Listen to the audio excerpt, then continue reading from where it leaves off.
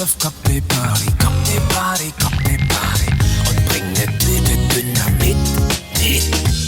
Good afternoon and welcome back to Questioning Sense with me, Matt. Okay, how are we doing today? Well, in Questioning Sense in our household, we're doing very, very well today.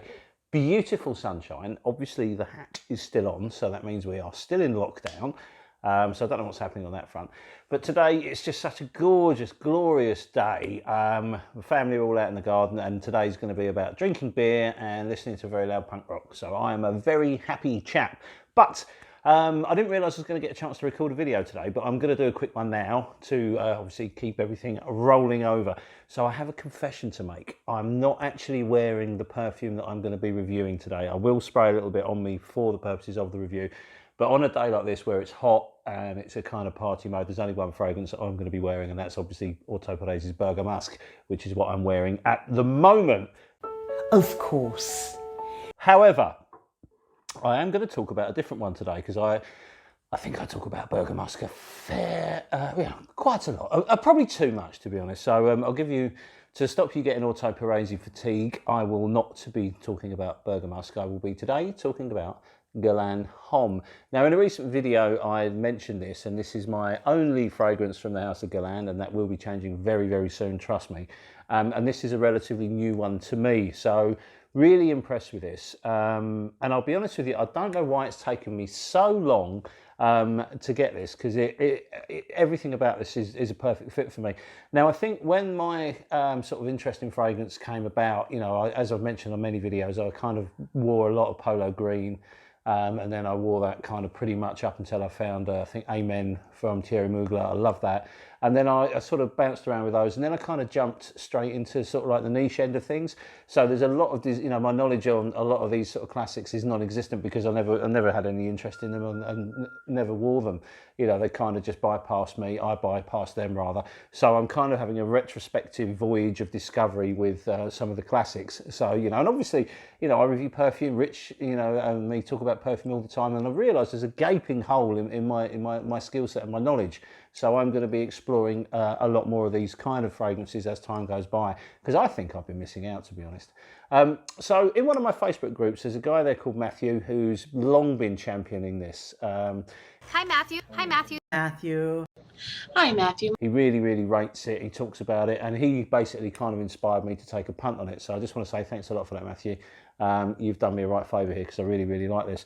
What initially, apart from obviously hearing and reading lots of good things about Guerlain Homme, one of the things that intrigued me was the note of mint. Now, I think, you know, if someone had told me a while back that mint was really good in perfumes, I'd have told them they were barking mad. Mint is for toothpaste and not for perfume. Then obviously, you know, I found that I'm a real big fan of mint. I love Beach Up, man. One of my favourite perfumes of all time. Very strong mint, you know. And sorry, but I'm going to have to mention another auto. Veridi. This has got a lot of mint in it as well. And this is another perfume I absolutely adored. So I thought, well, you know, this Guerlain Homme has got some mint in it. So there are chances are I'd like it.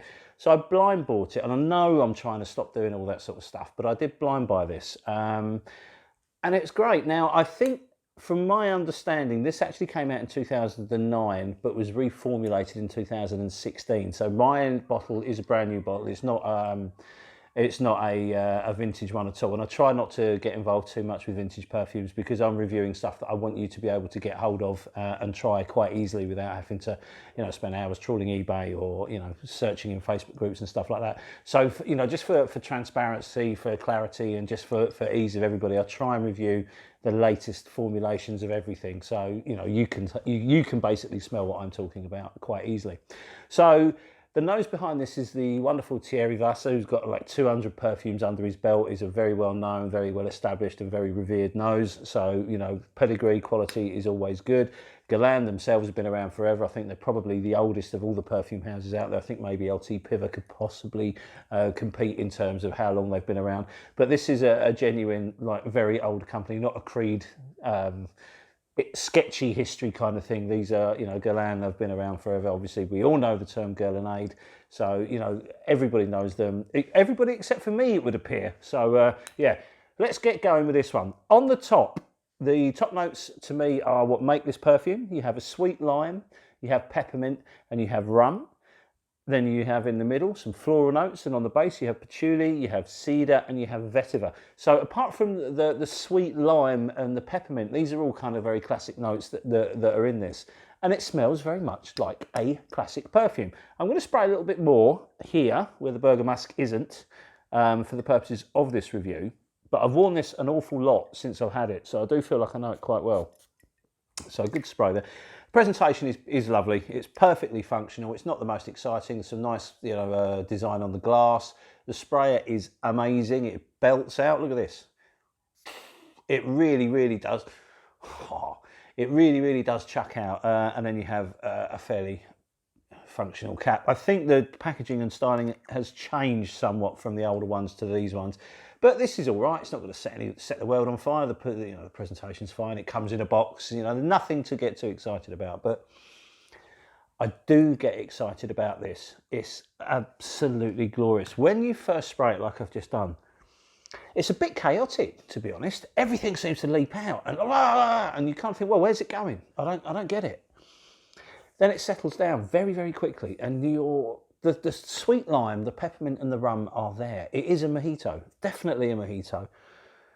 And then, all I'm getting at the moment for this review is going to be these opening notes. This review is not going to take hours, so it's not going to develop on my skin. But so I'm just talking about now from my wearings of it. This sort of chaotic mojito party in a bottle thing does kind of take over, and it's there for quite a long time as well. For me, it's sort of... the top notes on this lead the charge, but they stay at the front. Everything else kind of catches up with the top, and they all start becoming more prominent as time goes by. But that beautiful mojito thing doesn't seem to go for me. It stays with me the whole time. Now, when you're talking about the performance on it's an EDP. There is an EDT, and I'm not going to talk about that because I've not tried it. But for me, I wanted to try the EDP. I generally quite often prefer EDPs, just purely for I like performance. This is a very long-lasting perfume. It stays on my skin for a good 7 or 8 hours. It's always there, and slightly more than a skin scent.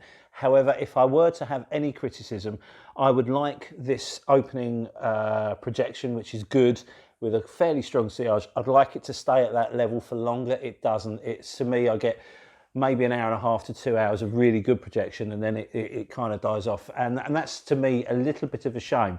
I just like perfumes that kick out more than this, but I don't care with this one so much because it smells so good. I absolutely adore this.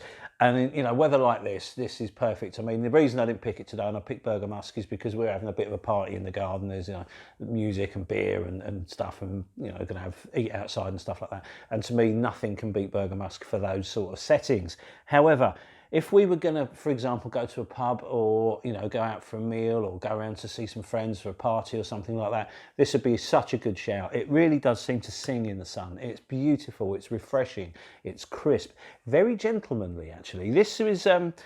I'm only looking at this as a sort of a party or a social fragrance, but I think this would be really, really good in more formal settings. If you were to be suited and booted, I think it would be particularly nice.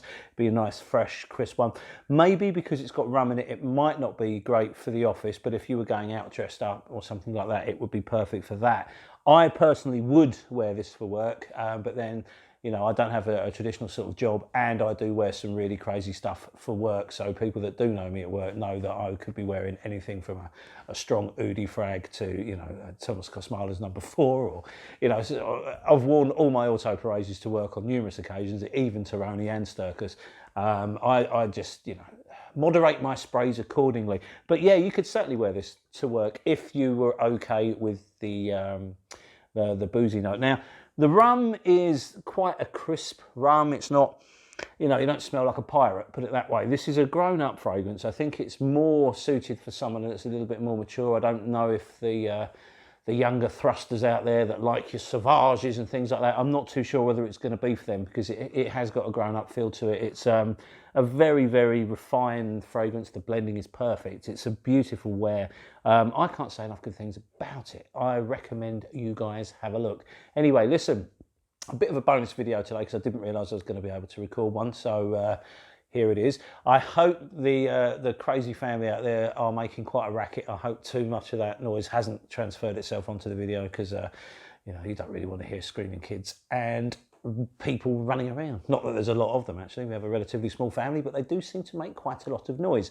Anywho, listen, thank you very much for some of the questions that we've had coming in on the channel, and obviously I've had quite a lot of you know, direct messages on Instagram, which is great. Keep them coming. As much as I'm trying to help you, I think you guys are helping me as well. It gives me something to think about instead of just doing housework and going nuts. So listen, thank you very much for your time. I'm going to get this up to Rich, and hopefully he'll get it out as soon as he can. Obviously, we're trying to keep things flowing for you and trying to keep as much information coming out. Listen, I say it every time, and it's becoming a bit of a tradition now, but your time is incredibly precious, and thank you very much for sharing it with us. We really, really appreciate your support. We really, really appreciate you watching these videos, and we hope you like them. So listen, any more ideas, or if there's anything that you've seen, or if I, you know, go through the back catalogue. I think there's about 114 videos up there now, so there should be something for everyone. If some of the older videos, you know, if you're interested in them and you want to see those, like a fresher take on that, because the channel's been up for nearly a year now. So some of the perfumes that we reviewed in the beginning, we've got to know a little bit better, and some of them could probably, I'm looking at some of the old videos and thinking I could probably have done a bit of a better review. So we may, in time, when we get some more time, to kind of reissue a few of the previous reviews. We'll see how that goes, but there's a lot going on. We've got a lot to review. Obviously my buy ban has been completely blown out of the water. It's business as usual in that respect. So I've got a lot of exhausted looking couriers and postmen coming up to my house. Anyway, I'm waffling. I'm well aware of it. So listen, thank you very much for your time, and we will see you very soon on the next video. Take care, cheers, and bye!